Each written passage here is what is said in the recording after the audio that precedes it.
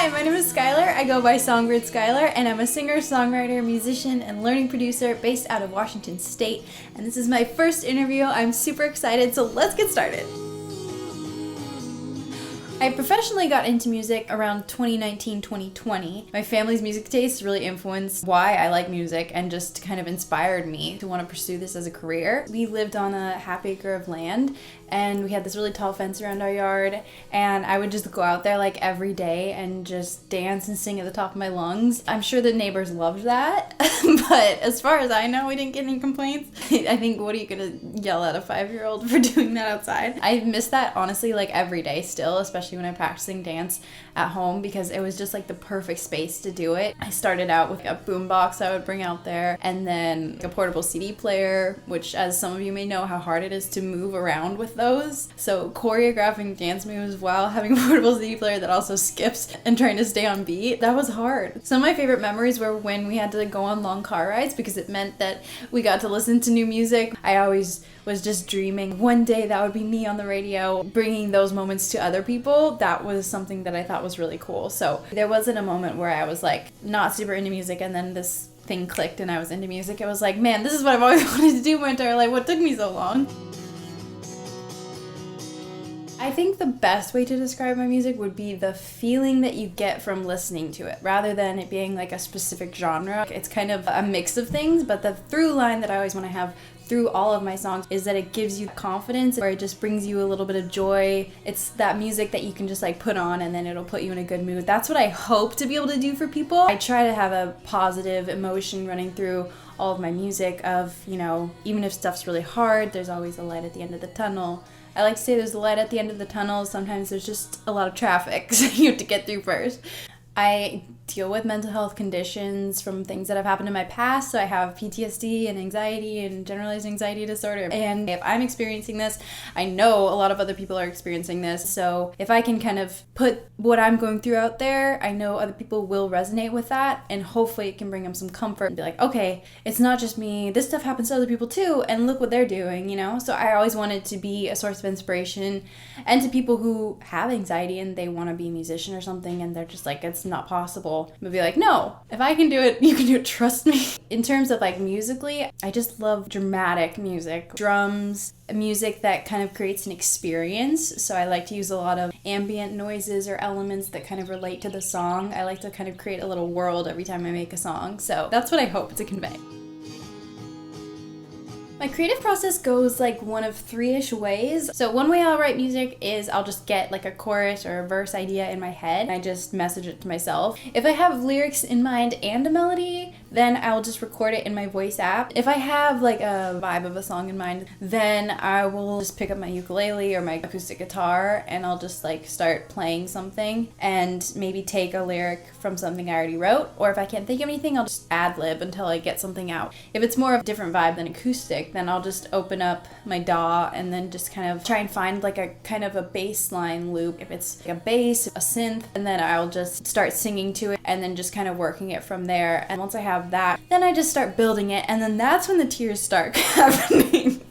That's when I start hating everything that I do, and usually it ends in tears for about a week until like one day I kind of get sick of it and then I say, okay, but I made it, so maybe I should just release it. I'm still so new, so it's hard. I get really hard on myself when I make music because I have such an idea of what I want to make, and if it's not exactly what I had in my head, I get frustrated. But I'm learning and I'm growing, so I gotta be patient with myself somehow.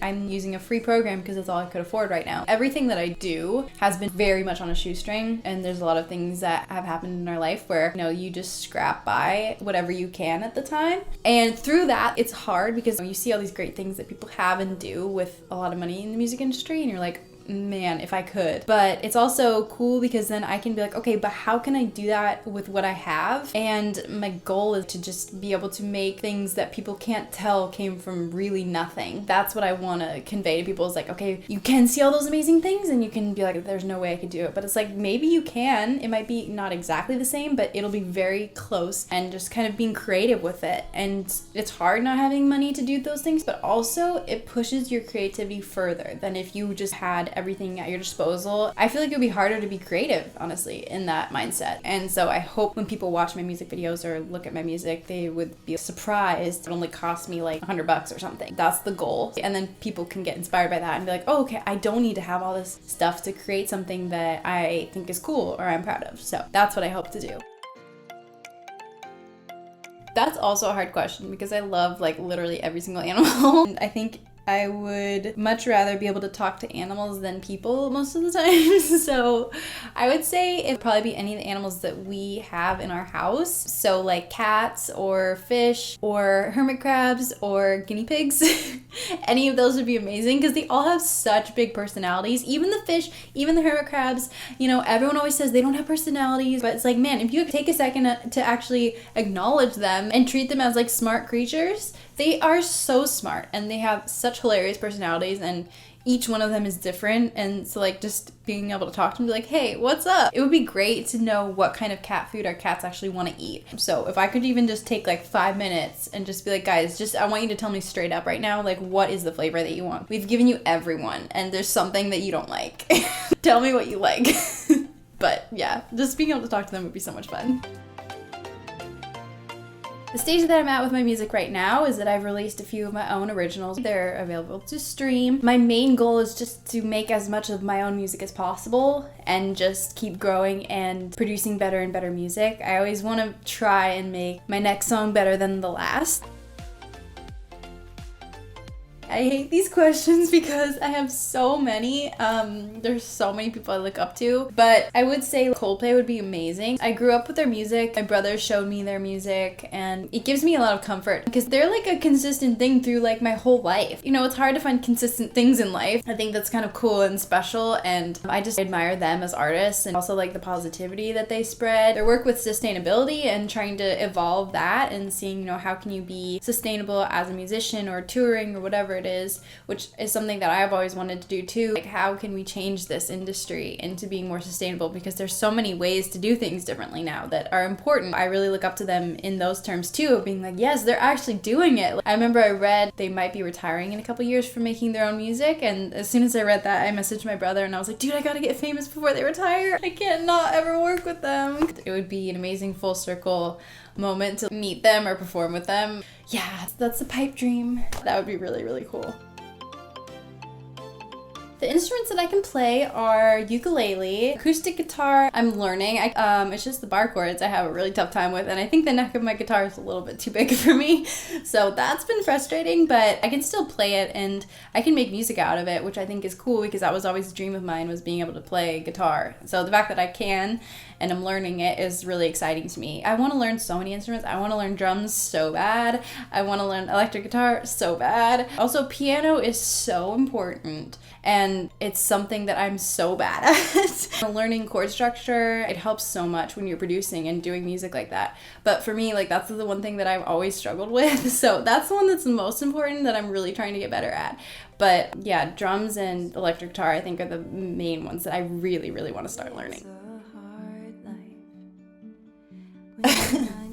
Okay, so most trouble I've ever gotten into was actually with my mom. I'm a big square and I try to actively keep myself out of situations where I would be in trouble. And we're cut from the same cloth. I'm just a law-abiding citizen. I'm sorry. But there's a city that's a really big biking city and it also has a lot of really nice wineries. And there's this main winery that holds concerts a lot and just like kind of the hub of the area. And we just went for a bike ride one day, starting from one point and biking to the winery because it's like a nice path that you can take to get there. We were like, let's just go for a nice bike ride. And then we realized, oh, there's a concert going on. You can't really go back out the way that we came in because there was like so much traffic. So we're like, oh boy, it was starting to get busier and busier. And at this point, we're like, okay, we just need to find a way to get out because this is chaos. We're trying to find a way out and we finally got to this area that was kind of in the back of the winery where it looked like there was like an exit. So it was this big hill and we got up to the main part of the hill and then we're like, oh my gosh, that's the concert.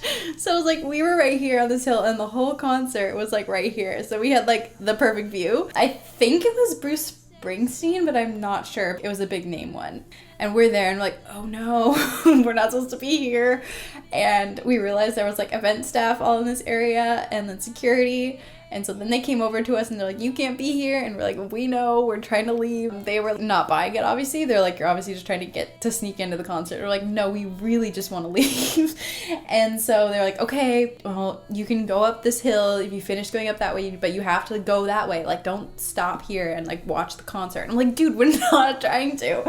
So we're like, okay. So they kind of like let us and watched us go that way. And so we just like kept walking. And then we finally made it out. I blacked out after that. I don't remember anything, but I think the whole bike ride back, we were probably just like quiet and being like, it felt so bad. Those things stay with me for so long. And I think the whole week after that, we just felt so bad because like we weren't trying to sneak in, but every sign was pointing to that we were. So we felt awful. Look, it made it for a great story now. So there you go. That was the most that I've ever gotten in trouble. You know the way things go. Best music advice I've ever been given was probably my mom, who tells me to not put so much pressure on myself and to just have fun, because I can get wrapped up in being perfectionist very easily with my music, especially because I listen to music all the time. And so for me, it's like I'm listening to this amazing music and I want to be on that same level, and hearing it and being like, why can't I make that happen? And it's just like, they've been doing that for years and you've only been doing this for like 1.5 to 2 years. That's like the hardest thing, is I clash with myself on that a lot. So at those times when I'm just like so down on myself, it's just like, you know, take the pressure off yourself and look at all the stuff that you've already accomplished, that you are working towards. It's important to like stop and look back and be like, okay, I am making progress and I am going in the right direction. Maybe not the pace that I want to go at, but you know, everything happens and timing is happening for a reason. So you just have to be patient with yourself. But yeah, to like just keep having fun with it, because the minute you stop having fun, it comes through with your music so easily. And I think people can hear that stress. So you want to make sure you're in a good headspace when you're doing that, and just kind of take a step back and be like, oh, okay, I'm doing okay. It may not be exactly what I want to be, but it's better than, you know, what I've done in the very, very beginning. So it's just following those steps and just being proud of what you've accomplished and not putting so much pressure on yourself to be perfect, because perfect is unrealistic, because your definition of perfect is probably different from someone else's definition of perfect. So it's not a measurable thing. I'm horrible at that, but like you need to like take that off of yourself. It's not something that's even possible. So why am I worrying about it? I don't know. I still do, but that's what I'm trying to do. My music dreams are so big, and I'm also superstitious, so I'll just say that when they happen, you will know. Let's just play that one by ear, and we'll be pleasantly surprised. My dream city and venue to perform, I probably have two. One of them would probably just obviously be like the Grammys. I think performing at the Grammys would be amazing. And just to be in a room with all of the people who inspire you, I just think it would be such a cool room to be in. Other than that, I'd say Climate Pledge Arena in Seattle, which is in my home state, because it's on track to becoming the world's first net zero arena. And I think that's so cool that like that's in my home state. I feel so honored about that. I haven't even been able to go to it yet, but it looks amazing. And also Coldplay was the first one to open it, which again, with sustainability and with their music, it's just all full circle. It's so cool. So, but performing there, that'd be so much fun. One thing about myself that almost no one knows, I think only my family and close friends would know, is that I'm actually left-handed, but I play all my instruments right-handed because I had like this certain budget for getting an instrument, which was a ukulele, and the price of like this ukulele starter pack was like exactly how much money I had allowed for this. So I was like, okay, that's perfect. I was slightly looking into left-handed ukuleles. It was more expensive. So then the more I was looking into it, I didn't know anything about instruments at all at that time. So I was like, wait, if I play left-handed, are the chords gonna be different? And is that gonna be confusing? I'm learning this literally from nothing. I feel like the easiest way for me to learn is just to learn from the basic way that everyone is taught. So I was like, okay, I'll just try it. And if I haven't played anything before, maybe it'll be easy for me to learn right-handed because I don't know any different. But it was easy. And I feel like, honestly, I don't know, I haven't played left-handed, so I can't say, but I feel like having my left hand, you know, play chords and stuff requires more of it than just strumming. So to me, I feel like the right-handed thing worked for being left-handed, but I don't know, I might be wrong. Yeah, so I play right-handed all because I just didn't have enough money to play left-handed. But it works great. One message I would like to give my fans would be thank you. Thank you for supporting whatever it is that I'm doing. Trying to do the things that I want to do. And I'm just trying to grow myself as a musician. Everyone's kind of going through these growing pains with me publicly because I'm learning as I go. So for the people that are sticking with me through all of that, I say the biggest thank you. If I had no one, I would be feeling no hope for doing it. So the fact that I do have you is so amazing. And like even one person, I appreciate so much. I hope that you enjoy the music that I come out with and the ideas that I have. And I hope I can give you some happiness in your life, and also help you know that you're not alone in whatever struggles you're going through. Hopefully my music can give you some hope and comfort, because you're helping me with so many things too. I'm so appreciative of you, so thank you, thank you, thank you. What's next for me in my music journey? I hope to just keep being able to do what I'm doing and getting better day by day. I just want to keep releasing my own music and be as creative as possible with all of this and just keep growing. I hope to be able to perform live at some point. I think that would be super cool. It's the thing that makes me the most nervous, but also I think if I can like go over that hurdle, then I think there'll be so many more amazing things that could happen. So whatever the next steps are, I hope that I can keep taking them and just creating better and better music and seeing where this all takes me. I'm really excited. If I weren't making music, I would be making music. It's not even an option. Ever since I started pursuing it professionally, everything that I do revolves around it. I know that people say it's not healthy to like have your hobby and your job be the same thing, but I can't do any different. It just literally is like what I want to do, and I would be so sad if I couldn't do this. So yeah, I mean, I couldn't even imagine not doing it. I don't even want to imagine not doing it, and I'm offended that that's even a question, to be honest. No, I'm kidding.